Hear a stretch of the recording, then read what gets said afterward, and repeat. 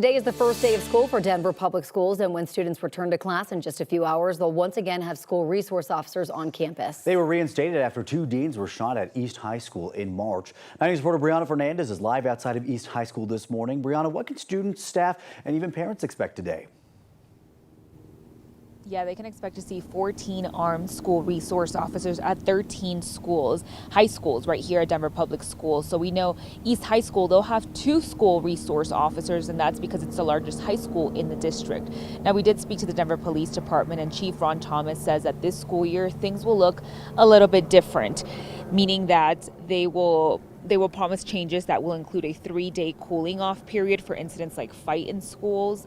Thomas said that the goal is to try and reduce police citations for all students.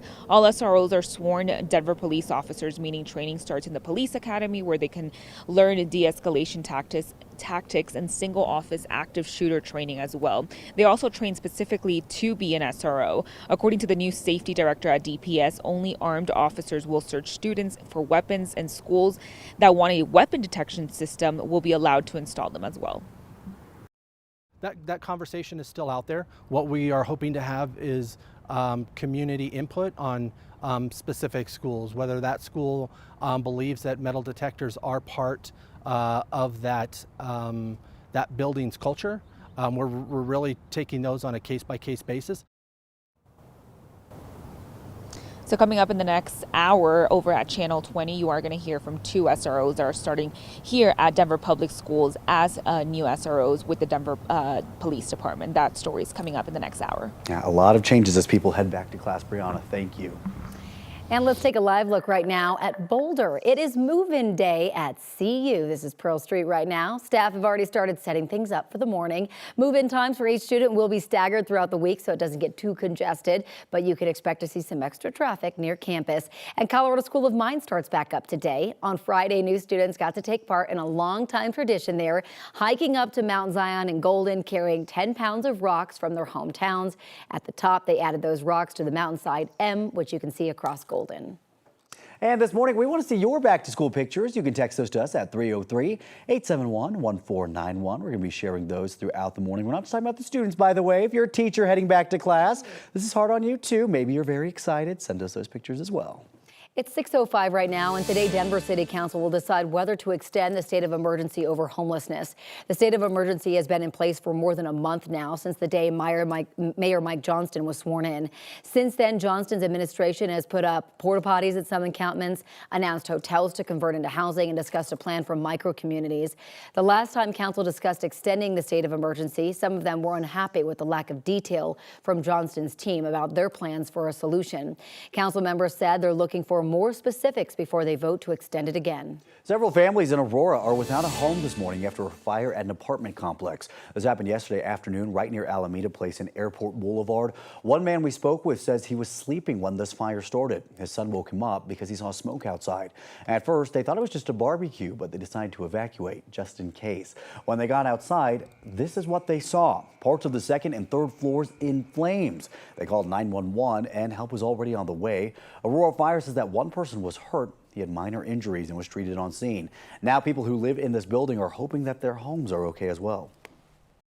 This is very hard for me. If my unit is not okay, I cannot live somewhere else.